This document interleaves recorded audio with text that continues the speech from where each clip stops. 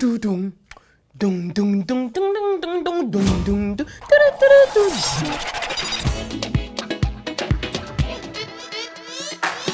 I'm Anniwaa Buachie and I'm your guest host on the latest going on here at the channel.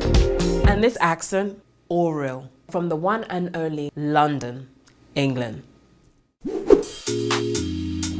So what say we open with a little bit of fashion?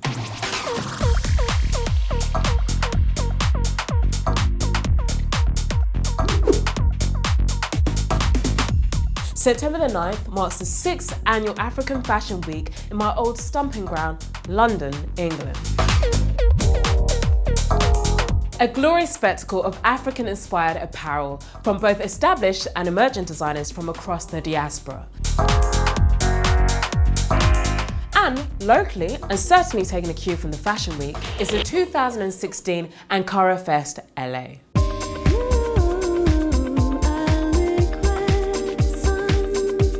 Also beginning September the 9th, the best and the brightest in African glamour invade the Avalon in Hollywood, California for 3 days of music, culture, and of course, various versions of the printwork for which the festival is named. Ankara Fest L.A.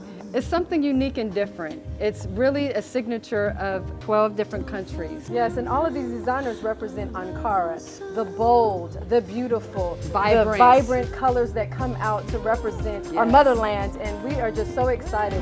Definitely brings a new meaning to fashion forward. And for those of you who can't make the trip over the pond, this is the next best and closest thing.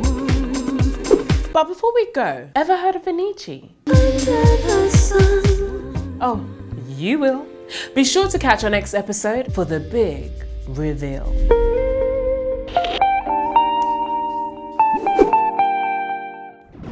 Today's Afrofile is all in the name of art, education, and empowerment. Power to the people. You remember those elementary school days when you could flip through a whole history book and only find one chapter on African and African American history?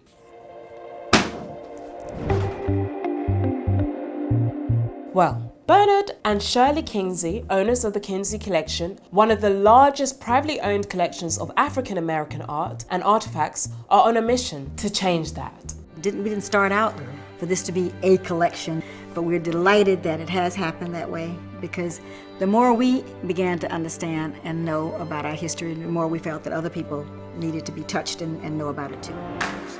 Thanks to their efforts, their book has been adopted by Florida's Department of Education for kids K through 12. Now, about you other 49 states. And whilst we're on the subject, in February 2012, one of America's most iconic institutions broke ground on the site where the new National Museum of African American History and Culture now stands. The museum is the only one of its kind to boast an impressive collection of artifacts, over 34,000, all exclusively designed to document major periods of African American history. Okay, you new generation, no excuses now. What may have gone untaught or overlooked in school will now be abundantly on display this September 24th when it opens its doors to the public. You mark it on the wall. So it appears that I have the distinct honor of debuting a new segment at the channel, something we like to call the playback. Dedicated to all things music, the playback rediscovers the musical offerings of Africans who've graced our airwaves before. Hey, I'm Nico. And I'm Vince. As well as shed a light on the new, now and next.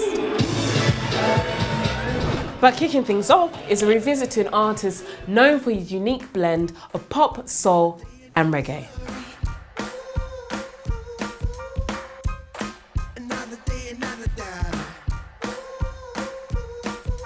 I've been singing for a while now, consciously writing my own songs since I was about 19.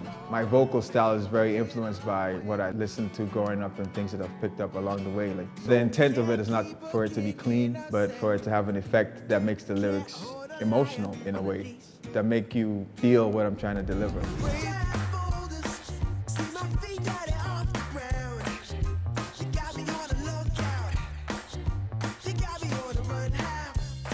Oh yes, I'm feeling this segment.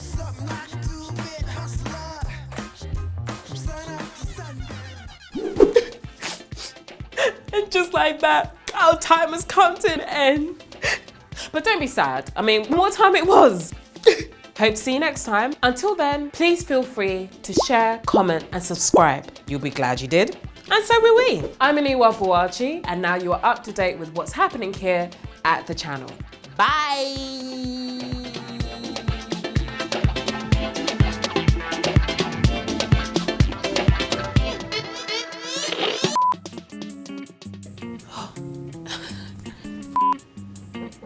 I'm ready.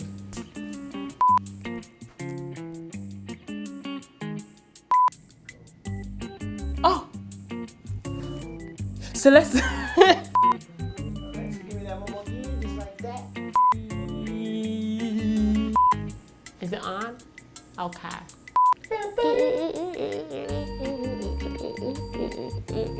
For the big reveal. Oh!